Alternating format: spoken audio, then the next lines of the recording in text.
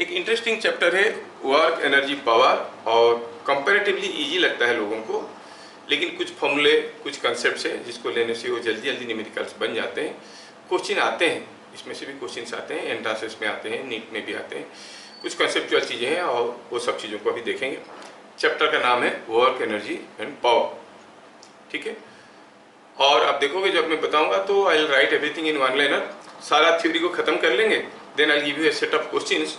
वो set of question को आप लोग ट्राई करके आओगे, फिर हम लोग यहाँ पे करेंगे तो पूरा चीज हो पाएगा। Let us start with the one shot of work energy power.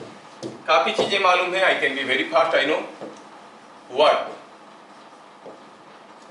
पहला चीज है work is said to be done by a force if point of application of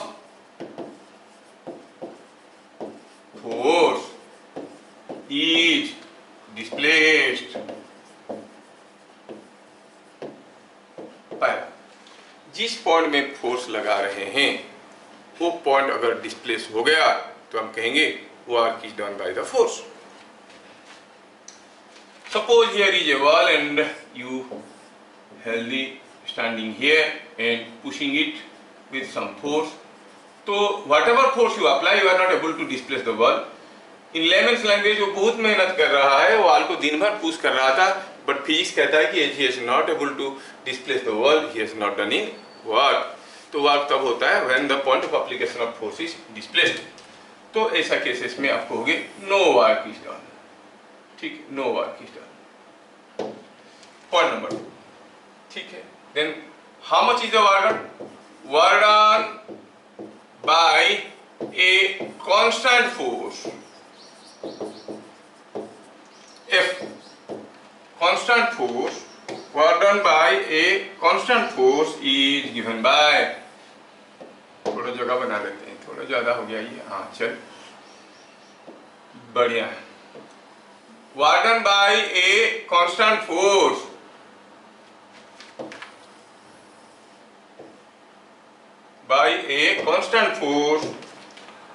is given by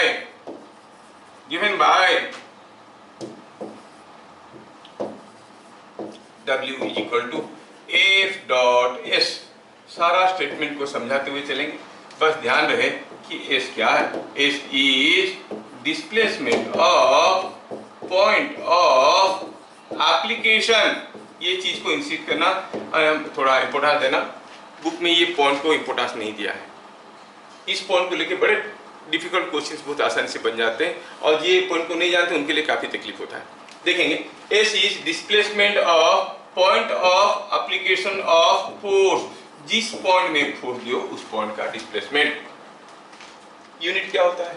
unit is joule and it is A scalar quantity, you know, क्योंकि dot product है, और unit होता है joules.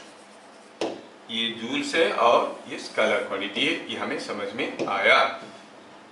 कोई नई चीज नहीं है, यहाँ तक की चीजें सबको आता है, बच्चा बच्चा जानता है इसको। थोड़ा सा छोटा सा एग्जाम्पल लेते हुए चलते हैं, क्योंकि ये example is also a repeated question, आपके एंट्रेंस में बार बार आया है। ए force F is equal to 2ik plus 3jk Newton displaces a body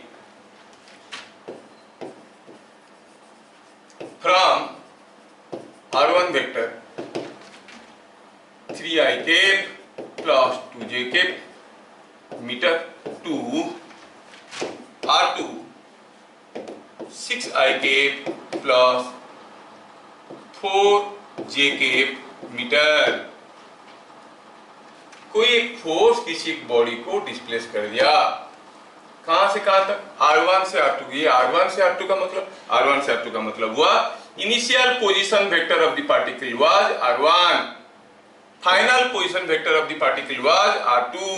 the particle was displaced by the force. पूछा है वर्क डन, पूछा क्या है? Find work done. Find work done. कितना सिंपल है। सीधे सीधे लिखेंगे क्योंकि सबको आता है। कोई पार्टिकल का पोजीशन वेक्टर पहले r1 था, फिर थोड़ी देर बाद वो किस रास्ते से गया क्या मालूम, पोजीशन वेक्टर हो गया r2, और जब वो यहाँ से यहाँ तक गया किसी भी रास्ते में जाए उसका डिस्प्लेसमेंट तो यही होता है। क्या होता है, r1 plus s equal r2, और s is r2 minus r1, s is r2 minus r1, r2 minus r1 करें तो पता चला 6 माइनस 3 is 3, 4 minus 2 is 2, 3i cap plus 4 minus 2 2j cap metre. तो वर्क क्या हो जाएगा, f dot s, and you know how to find the dot product of two vectors. f is given 2i cap plus 3j cap, s is given 3i cap plus 2j cap. Wow, बड़ा interesting आ गया। तो आप क्या कहोगे, f dot s कैसे निकालेंगे, a1 b1 plus a2 b2, मतलब work done is 2 into 3 plus ये है 3 into 2, so it is coming out to be 6 plus 6 is 12 joules, it is 12 joules। ठीक है, सिंपल है, दैट एवरीवन नोज। तो अभी अभी हम लोग देखें कि work done by a constant force is given bye f dot s।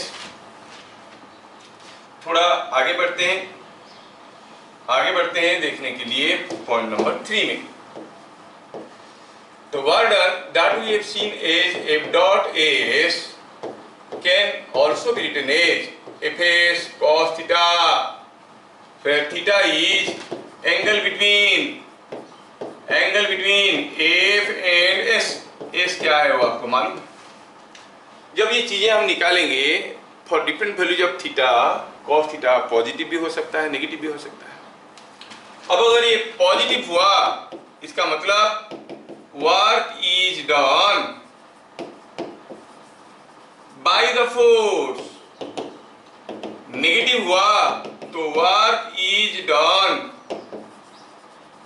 against the force, work is done by the force, work is done against the force।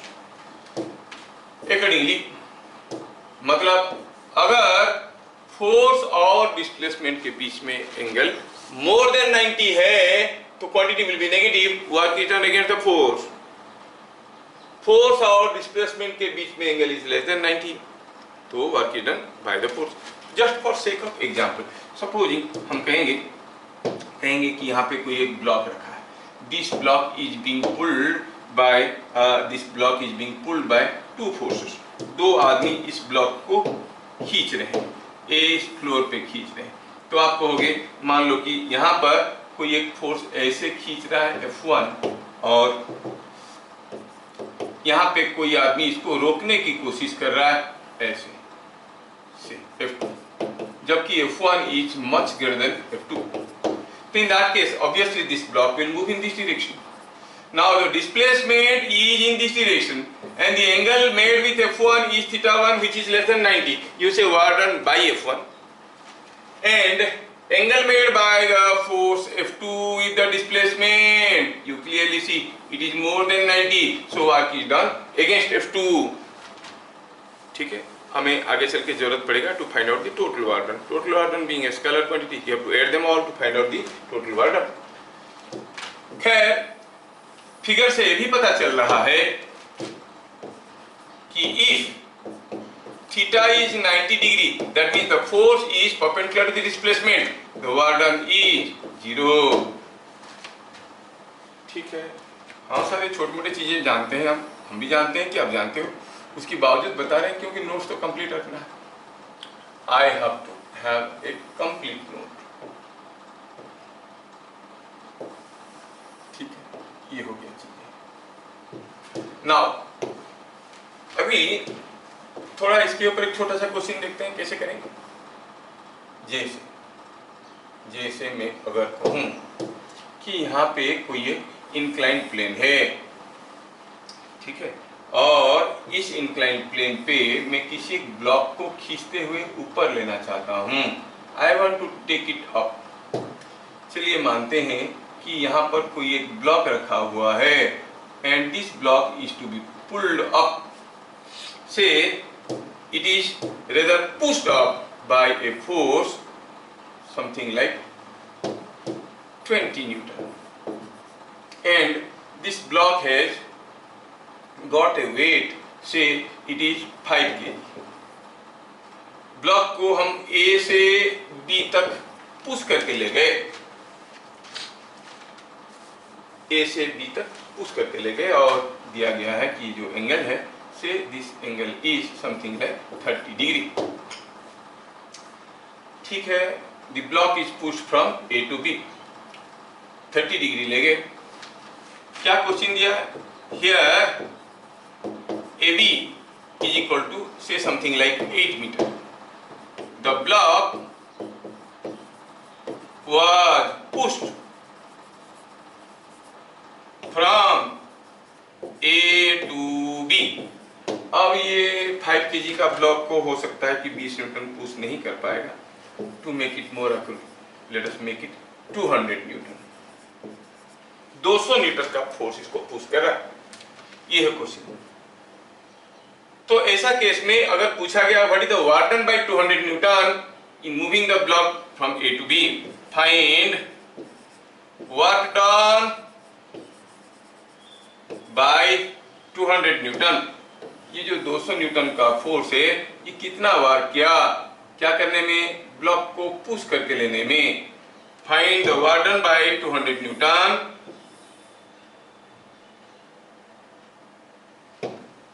200 Newton and weight of the block, इन दोनों से कितना काम हुआ? 200 Newton से कितना काम हुआ और वेट से कितना काम हुआ, वो बाई। ध्यान रखना ये बाई अगेंस्ट ये बड़े इंपॉर्टेंट है। वार्डन बाई द फोर्स हम देख रहे हैं। चलिए कोशिश करते हैं। वार्डन बाई 200 न्यूटन निकालना चाहेंगे तो हमारे पास जो फॉर्मूला है वो क्या फॉर्मूला है? F S cos theta. Solution में कहेंगे work done by 200 newton is equal to F S cos theta. F कितना है? 200 न्यूटन। क्या हुआ? डिस्प्लेसमेंट दिया है, ए बी का तो लेंथ दिया हुआ है कितना? 8 मीटर। अच्छा, S is 8 metre into cos of angle between F and S. You clearly see the displacement is taking place in this direction. अगर डिस्प्लेसमेंट इस डायरेक्शन में है तो फोर्स का डिस्प्लेसमेंट के साथ क्या एंगल हो रहा है? 30 degree. You say it is cos 30। Warden by mg, अगर पूछा गया what is the work done by mg तो आपको देखना पड़ेगा कि mg के साथ s क्या एंगल कर रहा है? Work done by the weight of the block, ऐसे पूछा। थोड़ा मैं जगह बना देता हूँ ताकि आपको यहाँ पर समझा पाऊँ। दूसरे पेज जाने से थोड़ा डिफिकल्ट हो जाएगा आपको समझने। यस, हाँ ठीक है।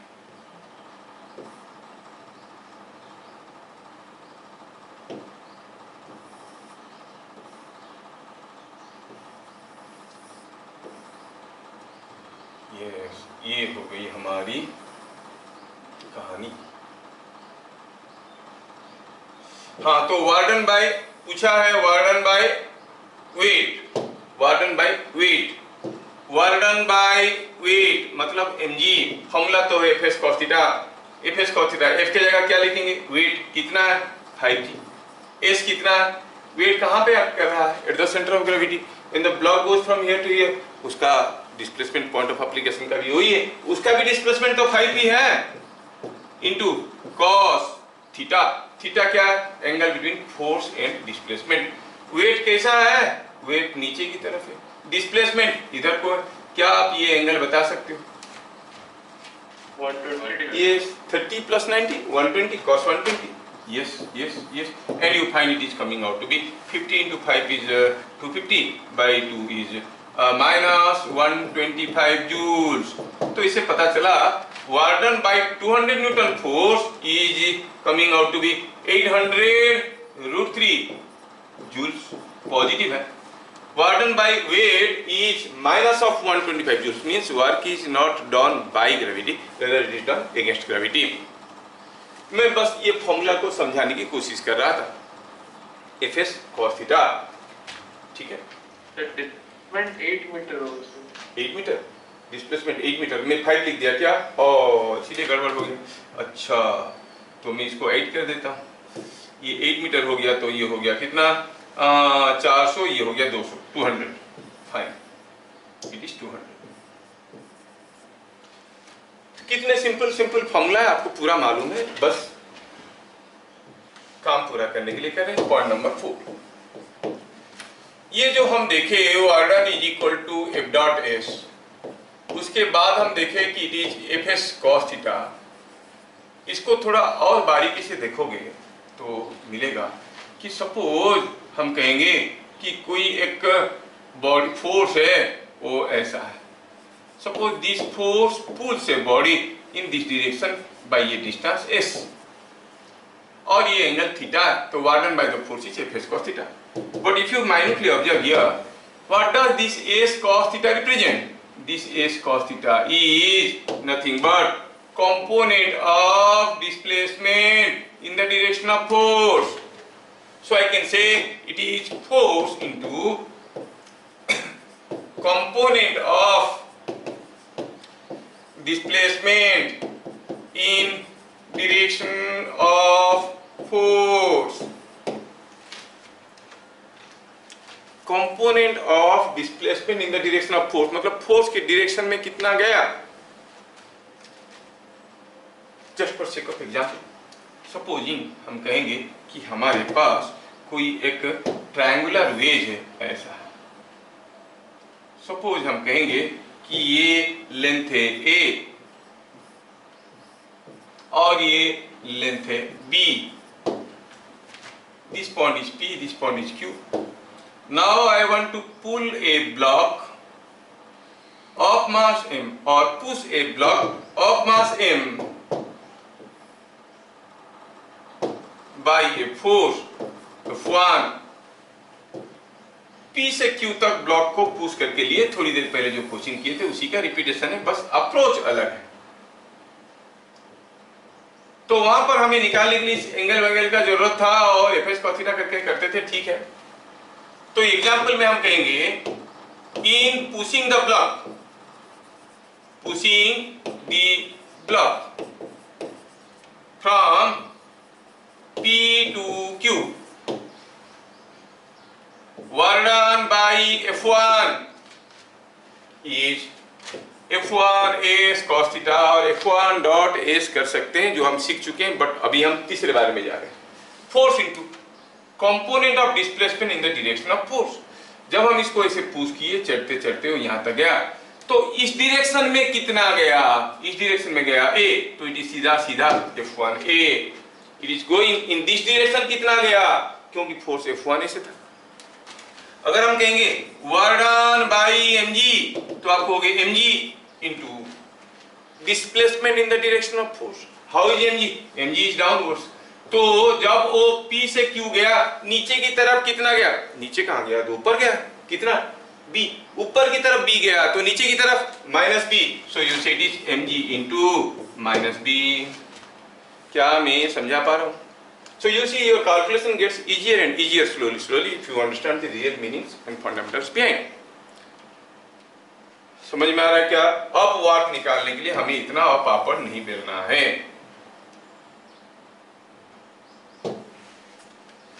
ठीक है,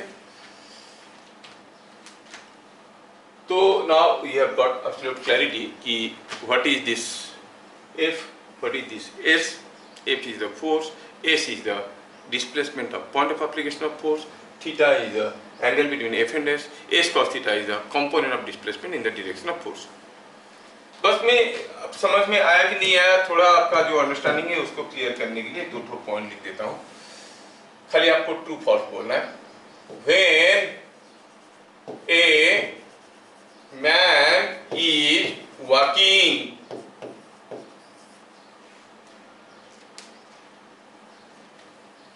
which of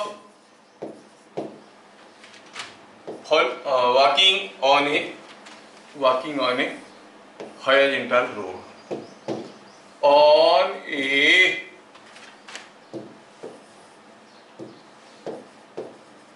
horizontal road.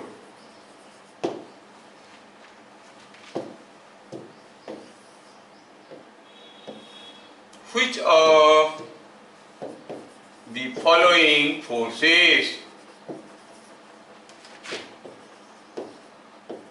do work? जब कोई आदमी चल रहा है, इनमें से कौन कौन सा फोर्स वर्क करते हैं? क्या क्या दिया है? दिया है कि ये कोई आदमी है, वो चल रहा है, और आपको मालूम है कि जब कोई आदमी चलता है, मान लो कि वो आदमी इधर जा रहा है, तो उसके पांव पे फ्रिक्शनल फोर्स किधर को होता है? आगे की तरफ कि पीछे की तरफ? आगे की तरफ। खुशी किस चीज के लिए वेट कर रही है? You are all given microphones, मेरे सबमिट करो माइक्रोफोन्स को। तो फ्रिक्शनल फोर्स किधर को होता है? आगे की तरफ कि पीछे की तरफ? आगे की तरफ। आप जानते हो, हम डिस्कशन कर चुके हैं प्रीवियस क्लास में। The frictional force is like this. Weight कैसे होता है? नीचे की तरफ, और उसके पांव पे एक नॉर्मल रिएक्शन भी तो आता है। तो which of the following forces do work? Normal reaction, B weight, C frictional force,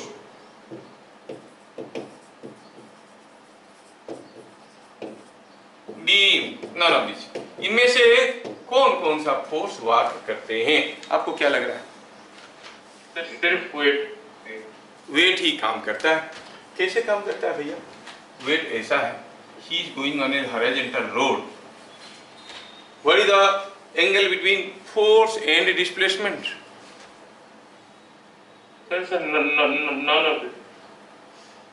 तो अब एक एक करके देखते हैं। नॉर्मल रिएक्शन अपवर्ड है, वो आगे जा रहा है, तो angle between them is 90 degree. तो वार्डन बाय नॉर्मल रिएक्शन हो गया 0। mg डाउनवर्ड है, वो आगे जा रहा है, angle is 90 degree, work done by mg 0। Work done by frictional force, हाँ ये फ्रिक्शनल फोर्स आगे की तरफ है, वो आगे जा रहा है, तो it appears as work done by frictional force is positive. पर देन ध्यान रहे कि वर्क का फॉर्मूला में F डॉट S में S क्या है? S इज displacement of point of application of force. थोड़ा ध्यान से गौर करना है यहाँ पर। It's a common mistake in misconception by many people कि जब वो आदमी चल रहा है, फ्रिक्शनल फोर्स उसके पांव पे तब तक आता है जब तक पांव जमीन पे है। जिस पॉइंट में फोर्स आ रहा है, वो पॉइंट का डिस्प्लेसमेंट नहीं हो रहा है जब तक फोर्स आ रहा है, और जैसे वो पांव उठाया, फ्रिक्शनल फोर्स ही गायब हो गया। आपका फोर्स और डिस्प्लेसमेंट दोनों दे मस्ट कोएग्जिस्ट। जब फोर्स आया तब डिस्प्लेसमेंट हो रहा था। मान लो कि मैं कोई ब्लॉक को ढकेलते हुए लिया, यहां तक लेने के बाद छोड़ दिया, और उसके चलते हुए जो इनर्शिया पाया था और आगे गया। मेरे से कितना वर्क हुआ? जब तक मैं फोर्स दिया था, जब तक मेरा पॉइंट ऑफ एप्लीकेशन मूव कर रहा था, उसके बाद ब्लॉक मूव कर गया, बात अलग है। तो जब तक ये फ्रिक्शनल फोर्स आ रहा था, उसका point of application of frictional force का कोई डिस्प्लेसमेंट नहीं हुआ था, पांव जमीन पे था, और जब जमीन से ये हटाया पांव को आगे चलने के लिए, फ्रिक्शनल फोर्स गायब है। So what you see, frictional force and the displacement of point of application of force are not coexisting. तो वार्डन बाय फ्रिक्शनल फोर्स क्या हो जाएगा? 0। तो इनमें से कोई काम नहीं करेगा, आंसर होगा नन। समझ में आया? अच्छा, ये होगी हमारा फोर्स के बारे में डिस्कशन। और भी ढेर सारे वैरायटी के क्वेश्चन हम लोग देखेंगे इन कोर्स ऑफ टाइम, आगे आगे देखेंगे। थोड़ा देखते हो एस कॉस थीटा वाला चीजें आपको समझ में आता है क्या? सपोज ये कोई एक ब्लॉक है, और इस केस में मान लो इस ब्लॉक मास m का है, और इसको खींच के मुझे ऊपर उठाना है, और मैं क्या करता हूं, I pull it with some force से 100 न्यूटन, और ये जो ब्लॉक है, ये ब्लॉक का मास है, मान लेते हैं कि समथिंग लाइक 4 kg। अब ये ब्लॉक को उठाना है to a height of 5 metre, और हमें पता ये करना है कि what is the work done by the force F। Values लिख देते हैं, what is the work done by force F, और ये मास m तो है 4 kg, क्यों लिखते हैं? क्यों लिखेंगे? ये मास m है, दिख रहा है, ये एंगल थीटा है, और ये हाइट को भी h ले लो, चलो ठीक है। find work done by F and mg in lifting the block to a height h। ये ब्लॉक को ऊपर उठाना है। मैं अभी दूसरे फॉर्मूले पे गौर कर रहा हूँ, एफ एस कॉस थीटा वाला फॉर्मूला। एफ डॉट एस में समझा दिया कि H is the point of application of force, और जब तक point of application of force displace नहीं हुआ तो उसका कोई वर्क नहीं होगा। यहाँ पर हम देख रहे हैं कि यहाँ पर कोई एक फोर्स है, ये ब्लॉक को उठाया हो एच हाइट तक, सब कुछ फिगर में दिया हुआ है। पूछा है इसको एच हाइट उठाने में what is the work done bye F, work done bye MG. Work done bye F कैसे निकालेंगे, फॉर्मूला तो हमें मालूम है। तो यहाँ पर मेरा फॉर्मूला में भी थीटा है, यहाँ पर भी थीटा है, थोड़ा कंफ्यूज हो सकता है, समझाने के लिए मैं इस एंगल को अल्फा कहता हूं। तो work done bye F is by formula F S cos theta. F तो एफ है, एस कितना है, एस की जगह क्या लेंगे, एस क्या था by definition, work done H S क्या था, what was S by definition, display point of application। ये देखो जब आप इसको एच खींचोगे, जिस पॉइंट में फोर्स लगा रहे हो भैया वो कितना दूर जाएगा, उतना ही तो जाएगा, तो डिस्प्लेसमेंट भी हुआ H. Now cos theta, theta की जगह क्या लिखेंगे, what will be the value of theta here. देखो फोर्स और डिस्प्लेसमेंट के बीच में जो angle, don't look at this body, force आप यहाँ पे लगाए हो तो आपको डिस्प्लेसमेंट दिखना है इसी पॉइंट का, जिसी पॉइंट का ऊपर आप फोर्स लगा रहे हो। You see the point of application of force is also moving in the direction of force, so theta is 0 and the work done is F H. क्या बात समझ में आया। अभी अगर कोई पूछेगा वर्क डन बाय एमजी कितना होगा, आप कहोगे एमजी है फोर्स, ये एमजी नीचे की तरफ हुआ, डिस्प्लेसमेंट कितना है इस पॉइंट का डिस्प्लेसमेंट कितना हुआ ऊपर की तरफ, तो आप कहोगे इट इज एच। और एंगल कितना है, फोर्स नीचे की तरफ, डिस्प्लेसमेंट ऊपर की तरफ, तो cos 180, क्योंकि डिस्प्लेसमेंट ऊपर की तरफ हुआ है और फोर्स नीचे की तरफ हुआ है, तो एंगल cos 180 हो गया ये, तो ये बन गया माइनस mgh। क्या बातें समझ में आ रहा है। Yes sir। इसमें चीजें डिफिकल्ट नहीं है, हम लोग मिसकंसेप्शन पाल रखे हैं इसलिए हमें डिफिकल्ट लगता है, नहीं तो कुछ नहीं है, वेरी सिंपल है।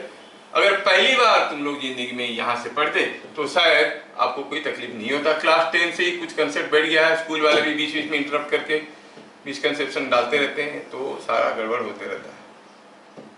ठीक, तो पता चला work done by mg is coming out to be minus mgh।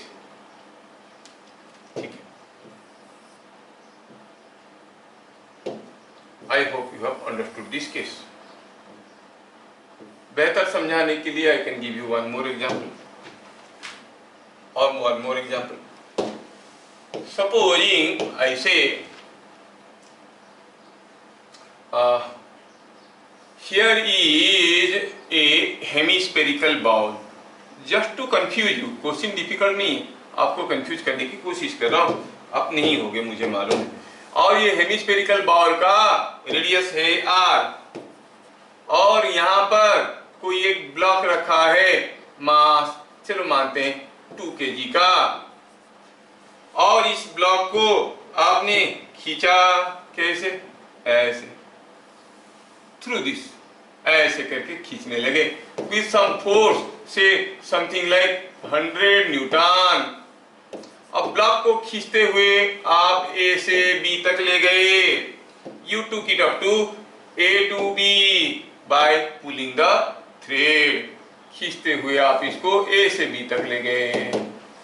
When the block is pulled from A to B, you have to find out what is the work done by the force. Find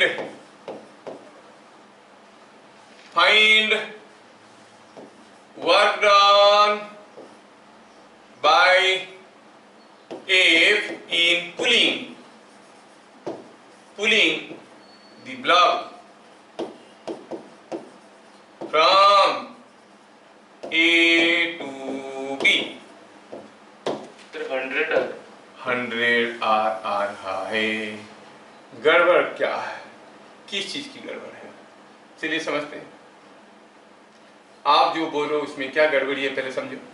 क्या पूछा?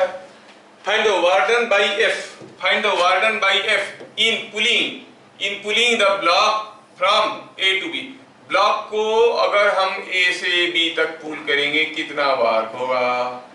ठीक है, pulling the block from A to B. Formula क्या है हमारे पास? Formula तो एक ही है, work done by F is F S cos theta. F कितना है वो तो दिया है, एस क्या है by definition? Displacement of point of application of force.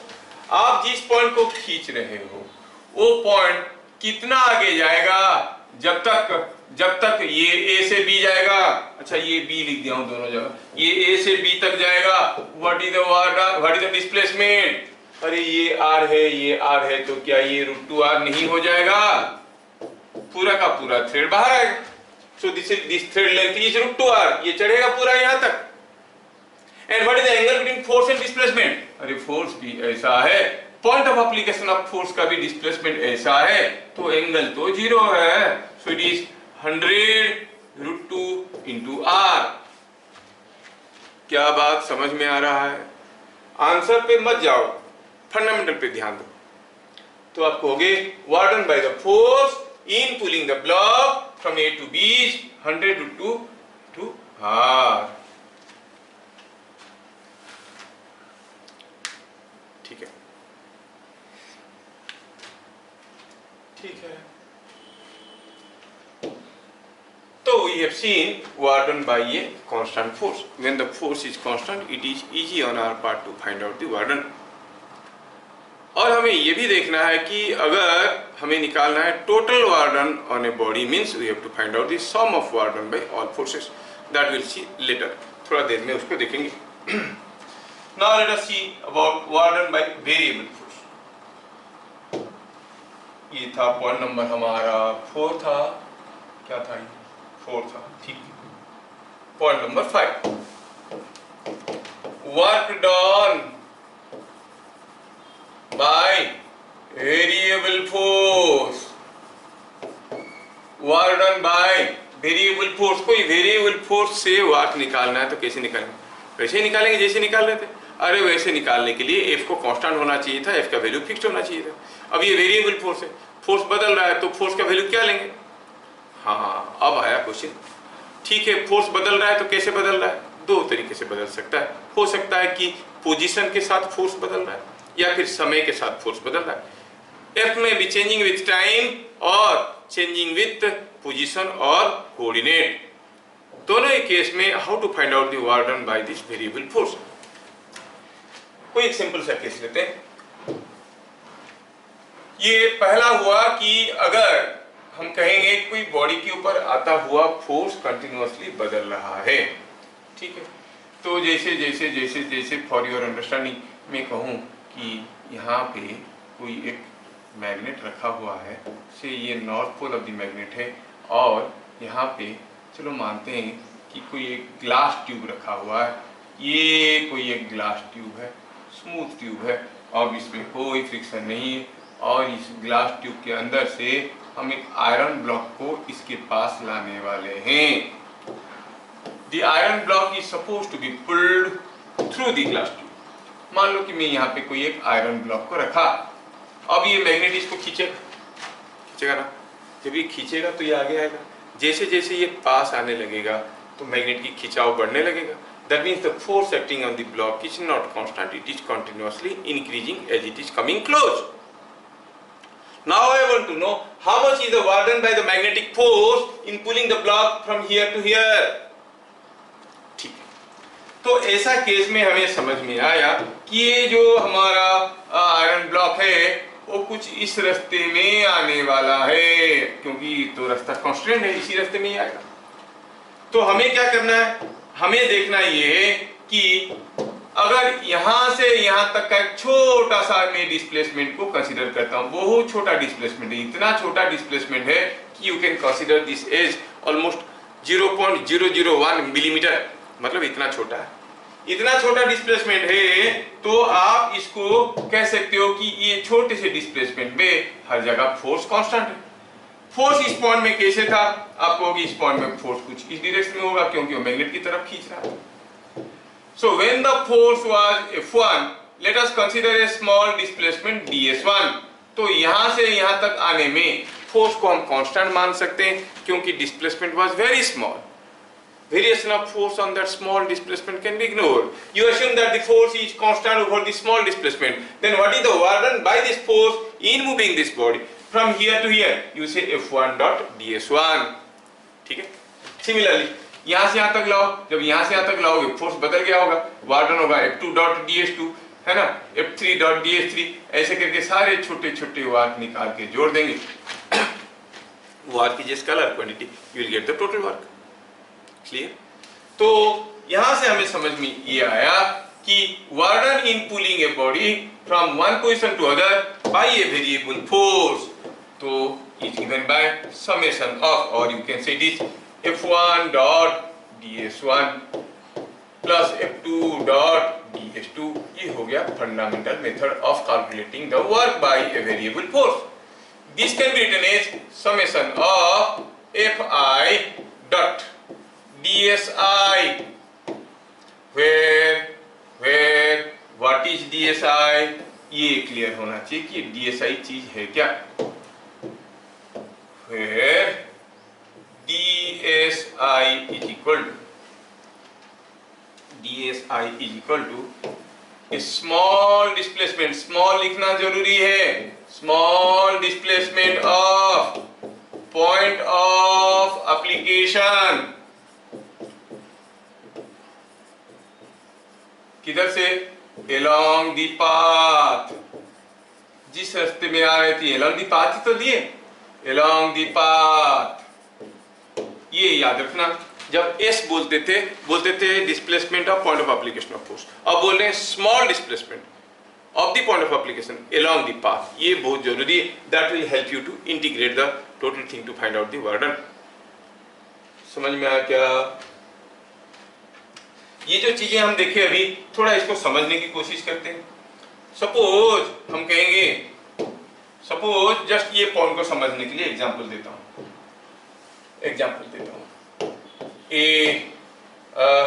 A stone is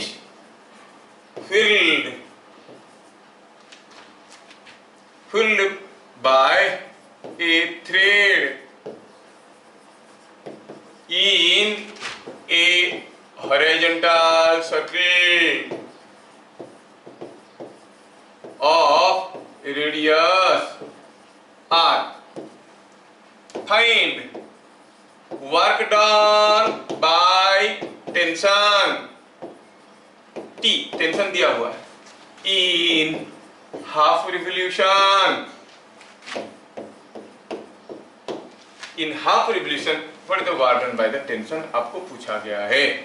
कोई एक चीज को सर्कुलर पाथ में आप घुमा रहे हो by a thread, so let me show you, here is the path in which the body is moving by a thread which is creating a tension और applying a tension force, और ये move कर रहा है। दिया है कि इसका रेडियस r है, और बताओ कि हाफ रिवोल्यूशन में what is the work done by the tension?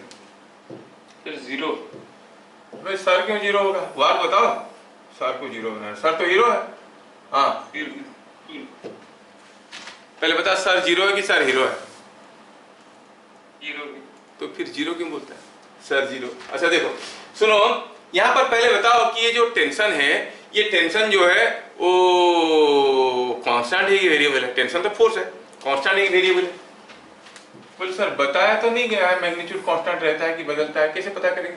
अरे वेक्टर है भाई, डायरेक्शन बदल गया तब भी हम कहेंगे ये बदल गया, कभी टेंशन ऐसे था तो कभी टेंशन ऐसे था, टेंशन का डायरेक्शन तो बदल रहा था on the block, so it is a variable force. Then कैसे निकालेंगे वर्क? वही तरीका, क्या तरीका था? Summation of Fi dot DSI, summation of Fi dot DSI मतलब हमें छोटे छोटे डिस्प्लेसमेंट्स कंसीडर करने हैं, हमें छोटे छोटे डिस्प्लेसमेंट्स कंसीडर करने, यहाँ से यहाँ तक छोटा सा, कितना वार्क हुआ, यहाँ से यहाँ तक छोटा सा। सारे छोटे छोटे डिस्प्लेसमेंट के लिए जब हम वार्क निकालेंगे तो हमें दिखेगा कि हमारा फोर्स और हमारा छोटा सा डिस्प्लेसमेंट पॉइंट ऑफ एप्लीकेशन का, they are looking perpendicular to each other. तो यहां से यहां तक लेने में वार्डन बाय टेंशन 0 है, यहां से यहां तक 0 है। हर छोटा डिस्प्लेसमेंट पे work done by the corresponding force is coming out to be 0। So the total work done in moving the body is from here to here is equal to 0। तो आप क्या कहोगे, आंसर हो जाएगा 0। आप कहोगे work is equal to summation of T I dot DSI, जिसको आप कह सकते हो T1 dot DS1, T1 dot DS1, T2 dot DS2, but everything is 0 because T and DS are mutually perpendicular। क्या बात समझ में आया? यस। चलिए दूसरा एग्जाम्पल लेते हैं, आपको बेहतर समझ में आएगा। सपोज हम कहेंगे कि here is A quarter of a circle, this is quarter of a circle, ये रेडियस r है, ये रेडियस r है, और चलो ये पॉइंट A है, ये पॉइंट B है, एंड दिया है कि यहाँ पर कोई एक बीड था जिसको आपने खींचते हुए इसके अंदर से ले लिया। चलो मानते हैं कि ये है कोई बीड है, ये है कोई बीड यहाँ पे, आप इसको खींचते हुए लेना। ये बीड जो है इसको खींचते हुए लेना। खींच के लेने के लिए आपके पास ढेर सारे फोर्सेस दिए गए। पहला फोर्स दिया गया है कि ए हॉरिजॉन्टल फोर्स से लाइक दिस। दूसरा फोर्स दिया गया है कि एक टेंजेंशियल फोर्स लाइक दिस। दो फोर्स इसको खींच के ले रहे हैं। टू फोर्सेस से FA and FB are pulling this block from P to Q।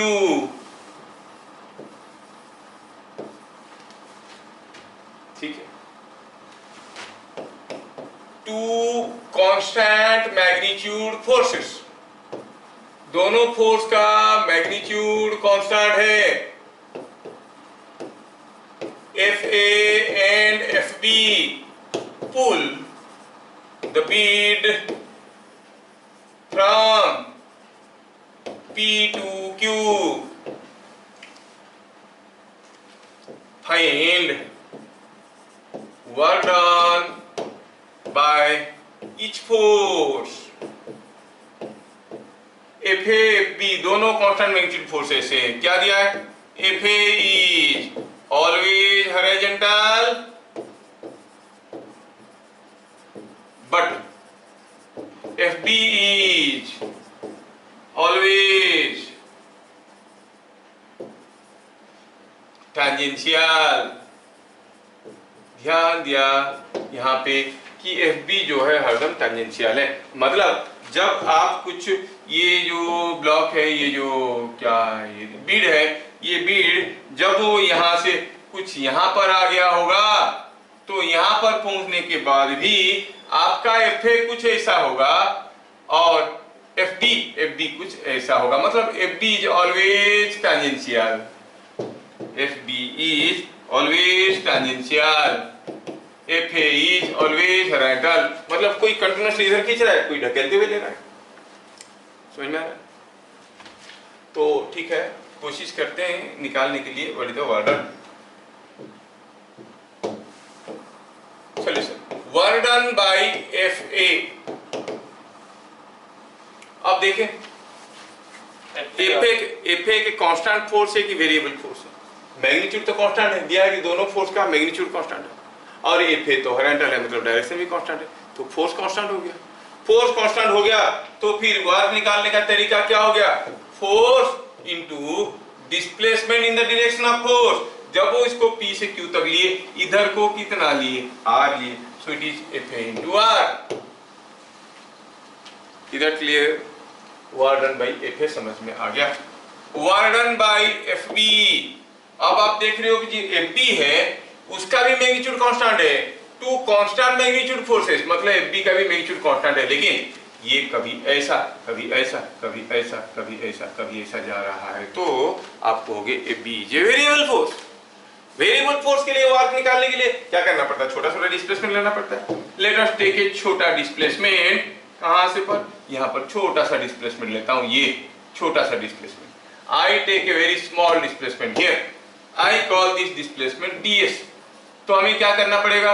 यहां से यहां तक जाएंगे, कितना वर्क हुआ, यहां से यहां तक, यहां से यहां तक, सारे को जोड़ेंगे तो हम कहेंगे work done by F B is equal to F B का पहला value dot ds1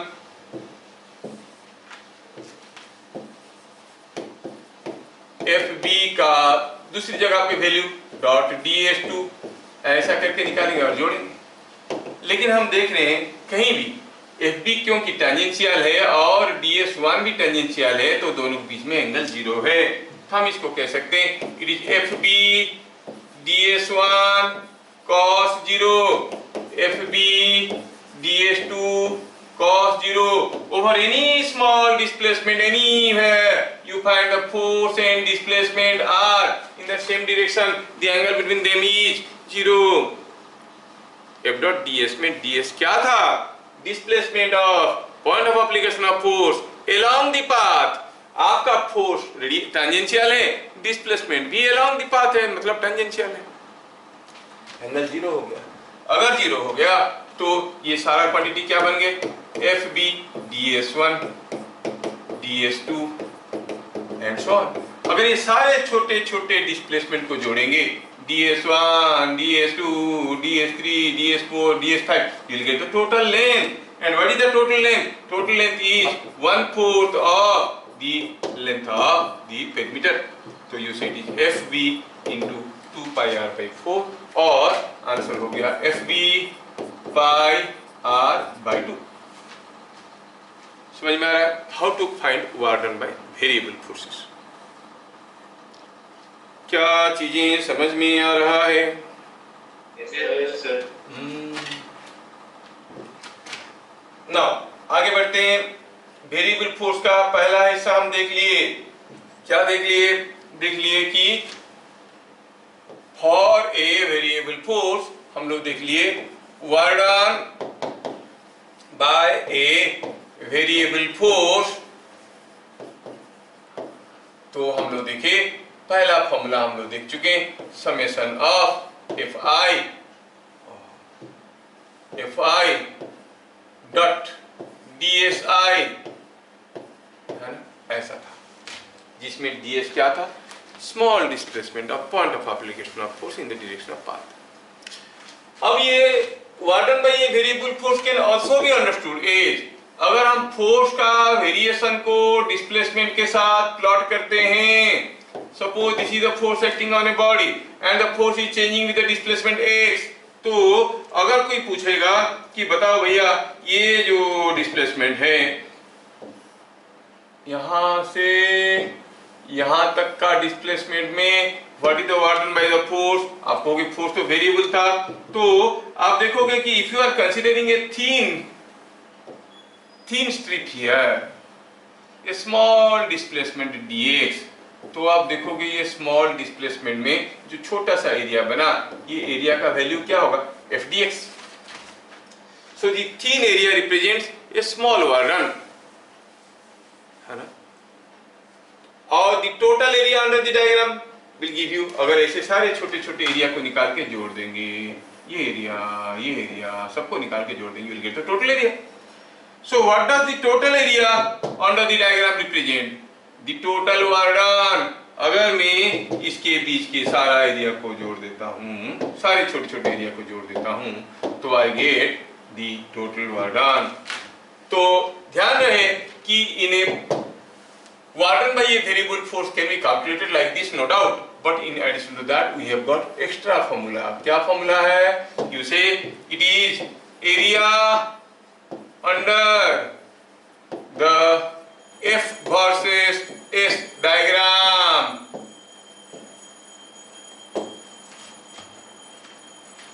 work done निकालने का दूसरा तरीका हमें समझ में आया। ये बिट नंबर 1 हम लोग देख चुके थे, ये बिट नंबर 2 है, हम बात कर रहे हैं warden by A variable force.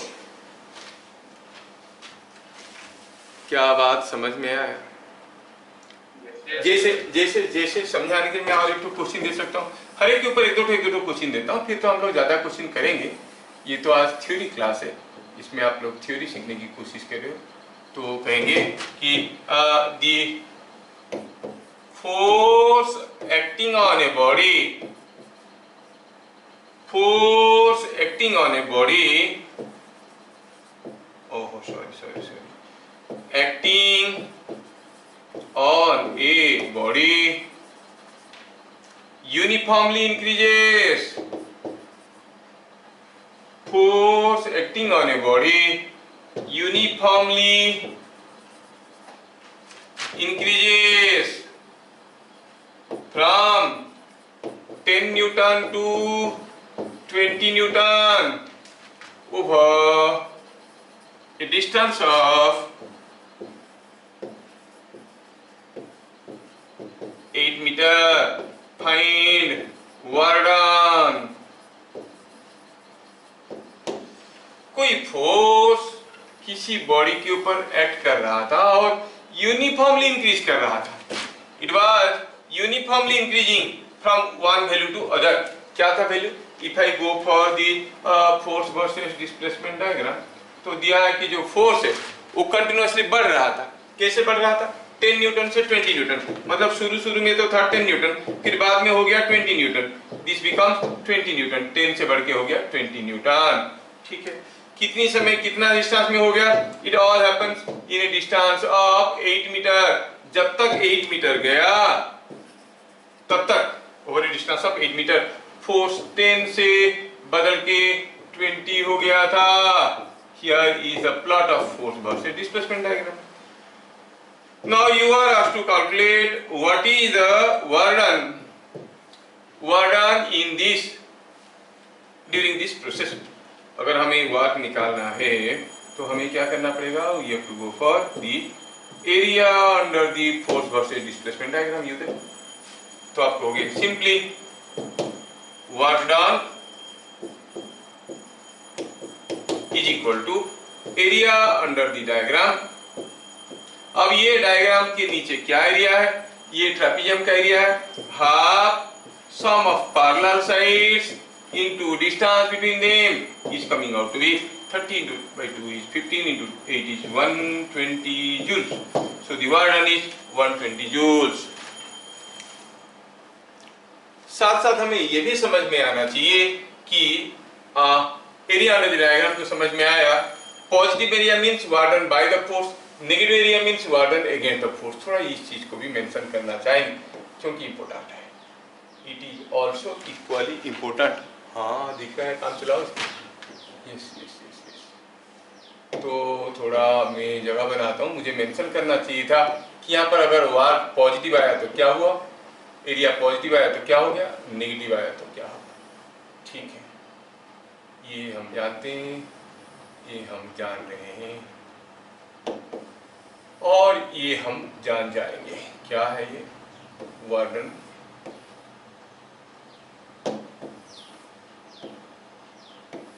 ठीक है, तो यहां पर पॉजिटिव एरिया का मतलब हुआ वर्क डन बाई एफ और नेगेटिव एरिया का मतलब हुआ वर्क डन अगेंस्ट एफ। क्या बात समझ में आया? पॉजिटिव एरिया का मतलब work done by F, negative area का मतलब वर्क डन अगेंस्ट एफ।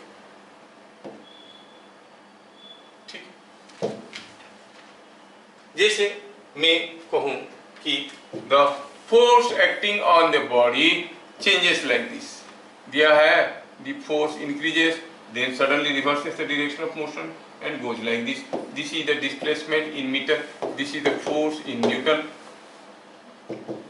और ये दिया है 20 न्यूटन और ये दिया है, ये कितना दिया है?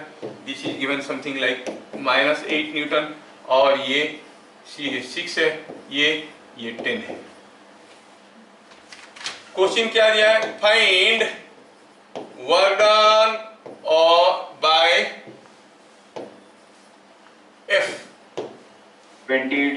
हाँ देखो यहाँ पे आपको दिखेगा कि कुछ एरिया जो है वो पॉजिटिव है, सम एरिया इज पॉजिटिव, ये एरिया तो पॉजिटिव है, जबकि यहाँ पे ये वाला एरिया नेगेटिव है क्योंकि ये नीचे है। तो आप क्या करोगे? टोटल वार्क डन निकालने के लिए पॉजिटिव एरिया तो कहोगे work is positive area, call it A1, call it A2, तो आप कहोगे it is A1 minus A2। A1 कितना हुआ? पॉजिटिव एरिया, हाफ बेस हो गया 6 इंटू 20, एरिया पॉजिटिव है तो हम भी पॉजिटिव लिखे। और ये टोटल वार्क डन पूछा है, ये कितना है? This width is 6 to 10, it is coming out to be 4 और ये 8, so it is minus of 4 into 8, so it is 120 by 2 is 60 minus 32 is 28 joules। क्या बात समझ में आया? Yes, sir. Yes। तो पॉजिटिव एरिया नेगेटिव एरिया लेके कर सकते हैं। तो अभी तक हम लोग दो अप्रोच सीखे, एक हुआ summation of FI dot DSI, दूसरा हुआ एरिया अंडर द डायग्राम। कौन से केस के लिए? वेरिएबल फोर्स के लिए। क्या ये फॉर्मूला सिर्फ वेरिएबल फोर्स के लिए एप्लीकेबल होता है, कांस्टेंट फोर्स के लिए एप्लीकेबल नहीं होता है? अरे होता है, ये सारे फोर्सेस के लिए होता है, लेकिन कांस्टेंट फोर्स के लिए हमारे पास आसान तरीका था तो हम इसे क्यों करेंगे? सो ये जो कहना है कि work done by a variable force is given by this, वो गलत है। It is work done by any force is this. Constant force के लिए हम ऐसे नहीं, कुछ दूसरे तरीके से कर लेते हैं, ठीक है। Now let us see the third method of calculation. Again बात करते हैं work done by variable force का। Work done by a linearly variable force, थोड़ा सा इसको और स्पेसिफिक कर देते हैं, लीनियरली वेरिएबल फोर्स, क्योंकि मोस्ट ऑफ द केसेस में आपका यही क्वेश्चन आएगा। नॉन लीनियरली वेरिएबल होगा तो भी बन सकेगा, लेकिन उसके लिए जो अप्रोच है वो नीट में नहीं आता क्योंकि इट इन्वॉल्व्स इंटीग्रेशन। फिर भी हम लोग थोड़ा सा कर लेंगे। Work done by a linearly variable force मतलब जो फोर्स है वो डिस्प्लेसमेंट के साथ कुछ लीनियरली वेरी कर रहा है, ax plus B mx plus c form में वेरिएशन हो रहा है। ऐसा केस में अगर फोर्स डिस्प्लेसमेंट के साथ लीनियरली वेरी कर रहा है, थोड़ा ध्यान से देख लेना बेटा, this is not available in your books and this will be helpful if you can adopt, क्योंकि ओरल क्वेश्चन करना है। अब यहाँ पर कोई फोर्स डिस्प्लेसमेंट के साथ लीनियरली वेरी कर रहा है, ये हो गया फोर्स, ये हो गया डिस्प्लेसमेंट। पूछा गया बताओ what is the work done in the interval x is equal to x1 to x is equal to x2, ये इंटरवल में कितना वर्क हुआ बताओ। और हमें मालूम है कि we know the area is the work done. ठीक है, हमें जो मालूम है उसी को लेके आगे बढ़ते हैं, but you will get a very interesting result out of it. Work done निकालना है तो मतलब एरिया अंडर द डायग्राम, तो आप क्या कहोगे? Work done by a linearly variable force, तो हम कहेंगे यहां पर वर्क का क्या फॉर्मूला होगा? Over displacement from x1 to x2। मालूम नहीं है यहाँ पर क्या फोर्स था, let us assume the force is F1, और यहाँ पर क्या फोर्स था ये भी मालूम नहीं है, सपोज इट इज F2। मतलब शुरू में फोर्स F1 था, बाद में F2 था। तो W क्या हो गया?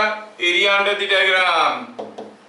हाँ सर ये तो बता चुके हैं, हाँ बता चुके हैं, लेकिन ये एक इंटरेस्टिंग फैक्ट देने वाला। क्या हो जाएगा area? Half of sum of parallel sides F1 plus F2 into ये डिस्टेंस कितना है? x2 minus x1, x2 minus x1। थोड़ा अगर ध्यान से देखें तो ये F1 और F2 क्या है? F1 था force at the beginning, F2 was the force at the end, initial and final force. What is F1 plus F2 by 2? It is called the mean force, it is the mean force. x2 minus x1 पे था, x2 तक गया, that is the displacement. तो for linearly varying forces work निकालना काफी आसान है। Mean force into displacement, फटाफट चीजें बन जाएंगे। मीन फोर्स इनटू डिस्प्लेसमेंट करेंगे तो हमारा काम बन जाएंगे। हम बात कर रहे हैं वीक नंबर 3 का, वर्क डन निकालने का तीसरा तरीका वेरिएबल फोर्स से। पहला क्या था, summation of F I D S I, दूसरा था एरिया अंडर द डायग्राम, तीसरा is mean force into displacement. For example a force F is equal to, ऐसा क्वेश्चन आता है और आया भी है, से 5x plus 2 newton pushes a body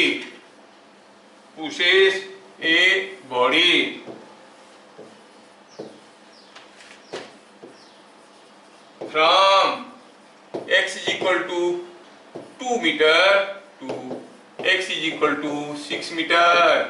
Find work done by the force.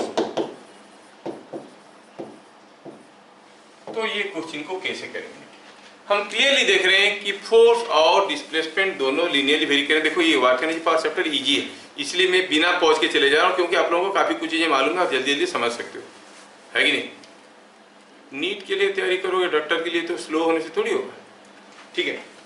तो ये work done by the force निकालने की तरीका क्या हुआ? हम कहेंगे फोर्स लीनियरली वेरी कर रहा है, हाँ y equal mx plus c form में। तो पहले बताओ F1 क्या है? F1 मतलब F8 starting point x equal to 2 कितना होगा? x की जगह 2 डालो तो 5 into 2 plus 2 is coming out to be 12 newton. तो initial force is 12 newton. F2 it is F8 x is equal to 6, x equal to 6 डालो, 6 into 5 हो गया 30 plus 2, so it is 32 newton. Mean force निकालो, mean force is F1 plus F2 by 2, तो it is 12 plus 32 by 2 is 32 plus 2 is 34, 44 by 2 is 22 newton. क्या displacement हुआ है? x equal to 2 से x equal to 6, so it is 4 meter. So what is the work done? Work done is mean force into displacement. mean force कितना था? mean force था 22, displacement कितना था? 4 meter, so it is 88 joules. So you say work done by this force is 88 joules.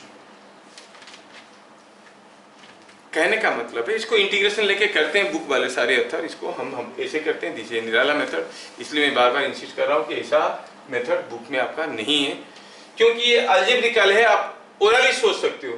x equal to 2 to 6, 2 डालो तो हो गया 10 plus 2 12, 6 डालो तो हो गया 32, 12 प्लस 32 बाई 2 हो गया mean force displacement. Entire thing को आप ओरली कर सकते हो, जबकि जो बुक वाला मेथड इंटीग्रेशन करने वाला, it's not an oral method. क्या बात समझ में आया? चलिए थोड़ा और एक छोटा सा एग्जांपल लेता हूं, शायद you will feel more comfortable. Supposing हम कहेंगे कि यहां पर कोई एक चेन ऐसे रखा हुआ था, this is what is a chain, और ये चेन ऐसा रखा हुआ था। चलो मानते हैं कि distance is 1/3 of the chain, this rest distance is 2/3, mass of the chain is m, length is l। ठीक है, दिया गया है। Find work done by gravity, work done by gravity in pulling the chain out of table from the position shown.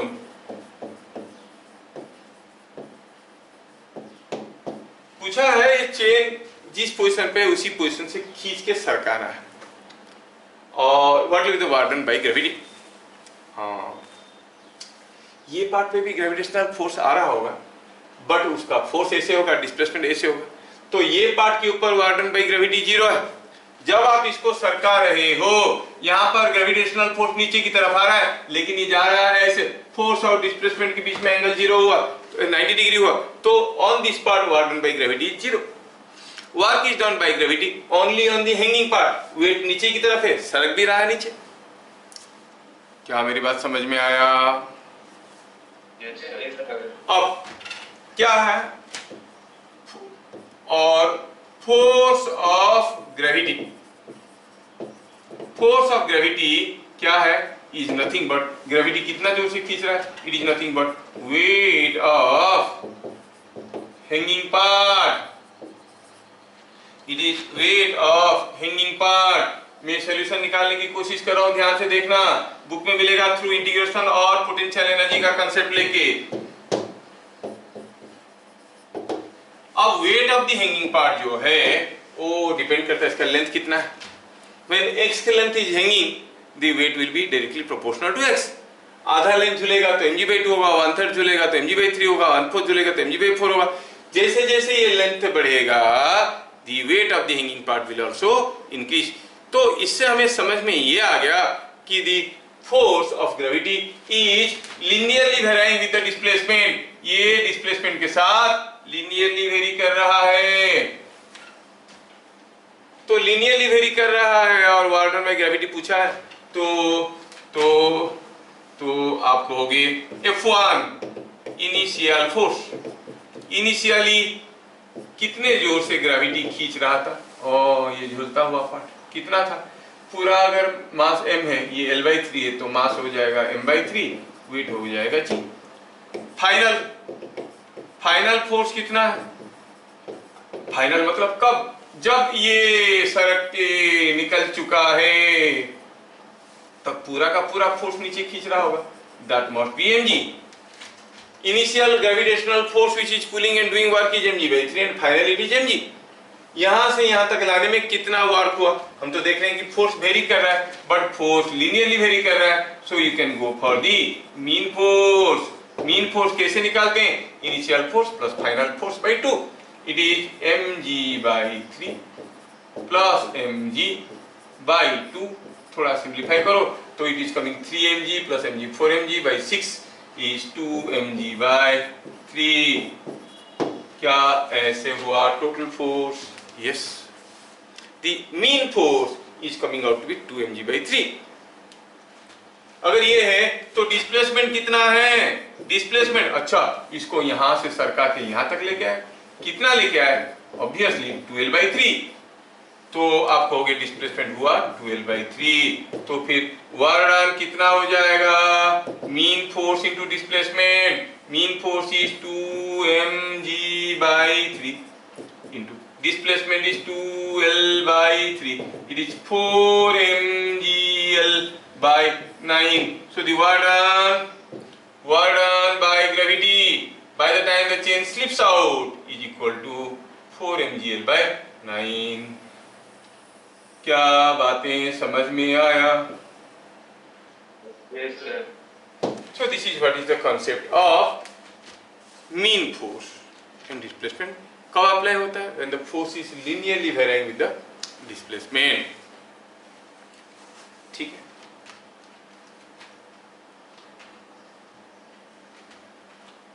Krishna क्या बोलो, समझ में आ रहा है कि नहीं आ रहा है? और खुशी क्या बोल रही है? कुछ नहीं बोल रही, कुछ तो बीच बीच में बोलना चाहिए। रवि रश्मि तो आया, आज कौन नहीं आया? यू साहब सोमनाथ है, और साई नहीं आए, आयुष्मान। साई और आयुष्मान नहीं आए, क्यों? स्कूल में एग्जाम है। ओ अच्छा,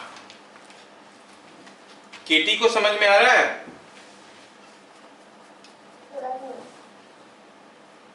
क्या यार बदनामी करते हो वीडियो, थोड़ा थोड़ा क्यों आएगा जब मैं बता रहा हूं तो जहां पर समझ में नहीं आ रहा है क्या उम्मीद रखते हो? मेरे को खुद पता चल जाएगा कि तेरे को समझ में नहीं आया, तुम बोलोगे तब ना हम समझाएंगे।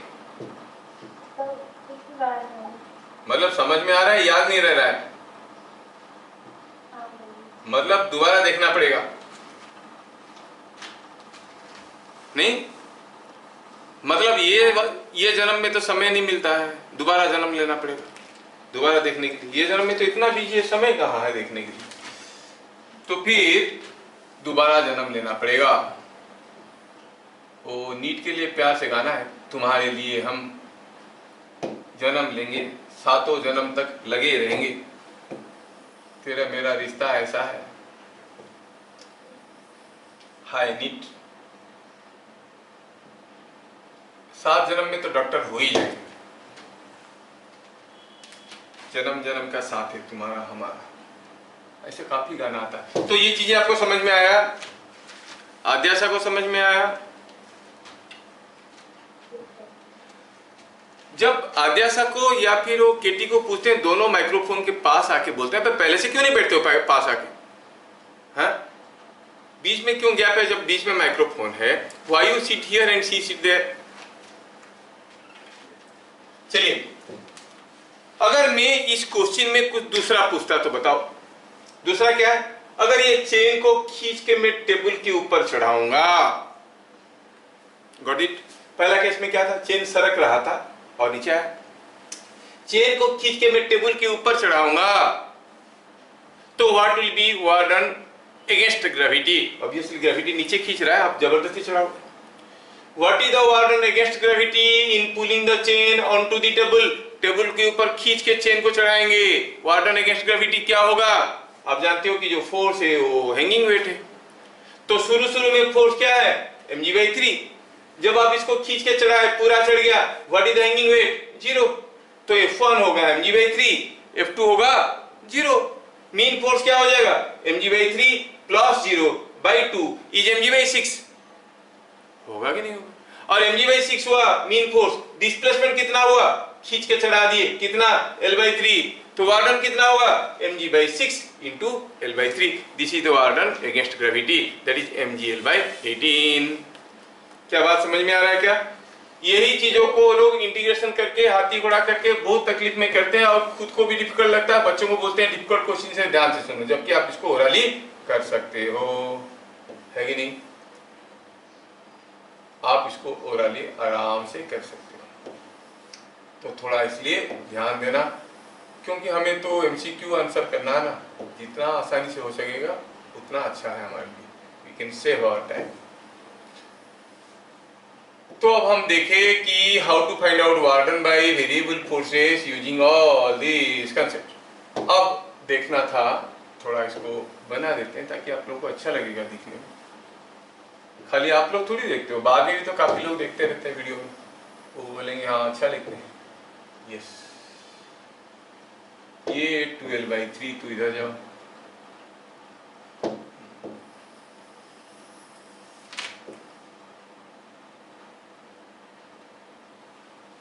यस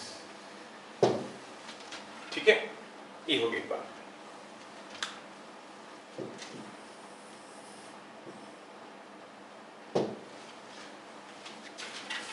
नेक्स्ट, अभी अगर फोर्स वेरिएबल भी है और लीनियरली भी वेरी नहीं कर रहा है, मतलब आप ग्राफ भी ड्रॉ नहीं कर सकते, स्ट्रेट लाइन में तो ग्राफ ड्रॉ कर सकते हो, कर्व है, तो फिर क्या करो?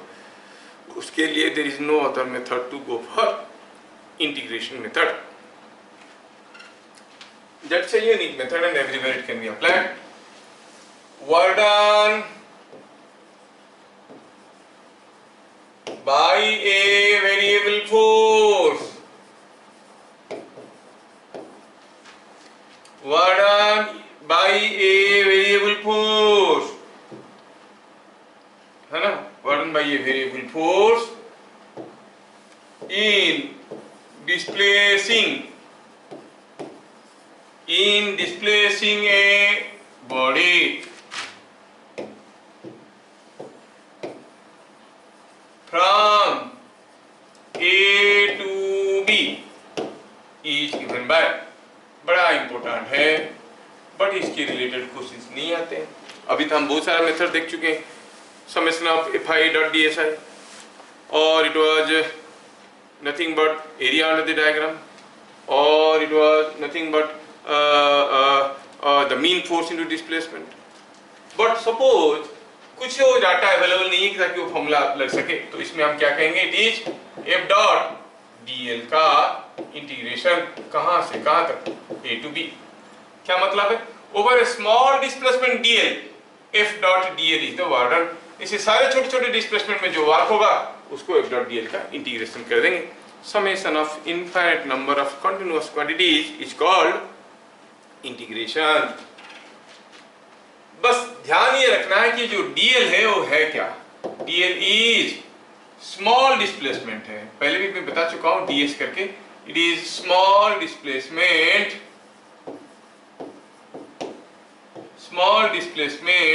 ऑफ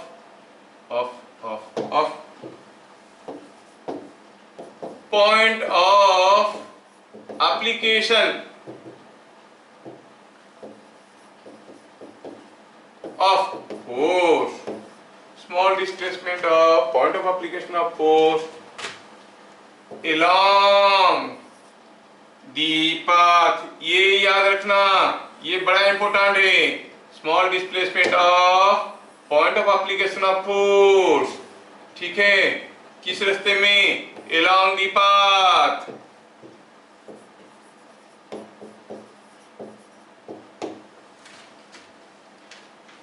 वो तो हम जानते थे, हाँ, बट ये छोटा सा डिस्प्लेसमेंट एक वेक्टर है, और चाहो तो कोई भी एक छोटा वेक्टर डीएल को आप तो ऐसे लिख सकते हो ना, ये डीएल वेक्टर है, तो I can write the x component, I can write the y component, I say this is dx and this is D Y.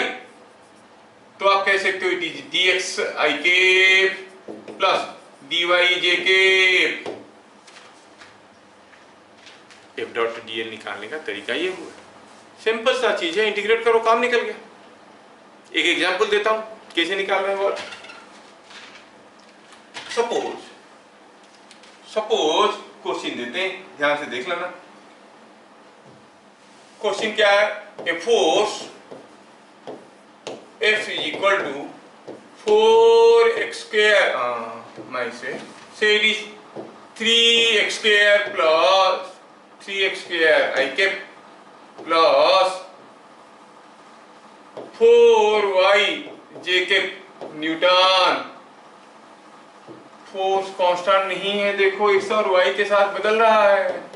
Newton displaces a body from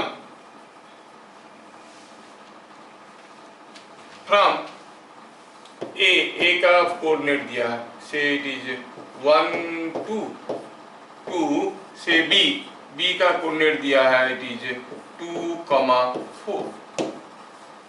find work done,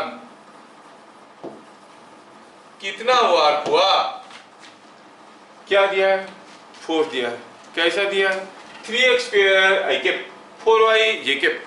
अच्छा, क्या एक force variable है, हाँ दिख रहा है variable है, तो ठीक है। वर्क निकालने का तरीका, वर्क निकालने का बेसिक तरीका हमारे दिमाग में है, it is F dot DL का इंटीग्रेशन कहां से कहां तक, ए टू बी, ये दिमाग में है। तो चलो पहले काम करते हैं, एफ डॉट डीएल निकालते हैं।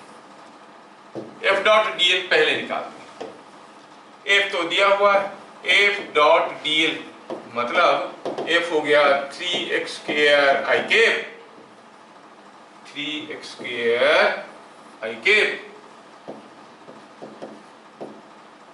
और plus 4y j cap dot dl, dl तो इन जनरल होता है dx I cap plus dy j cap. And if you integrate find the dot product, तो आप देखोगे a1 b1 plus a2 b2 मतलब 3x square dx plus 4y dy। हाँ,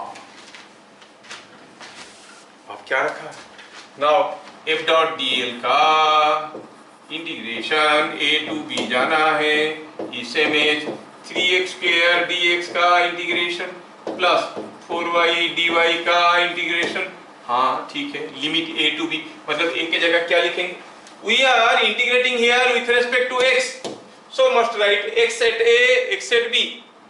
Here we are integrating with respect to y, here you should write y at a to y at b, lower limit upper limit.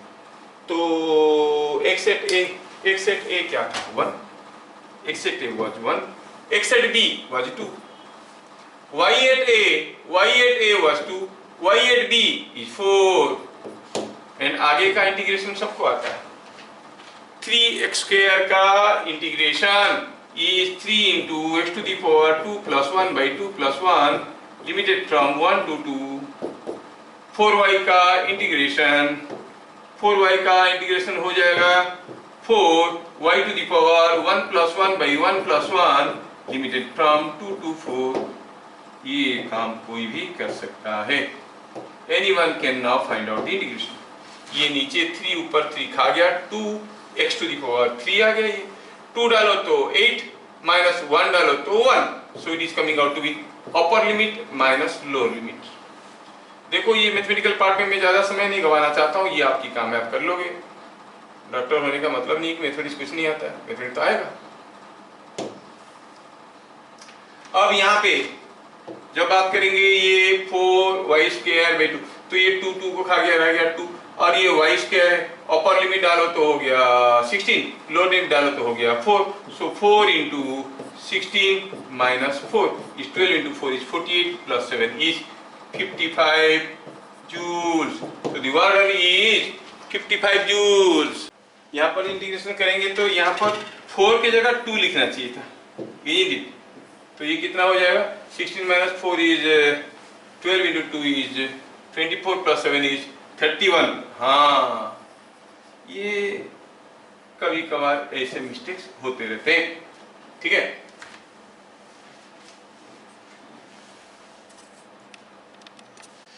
फिर मिलेंगे अगले class, तब तक के लिए जय हिंद। सर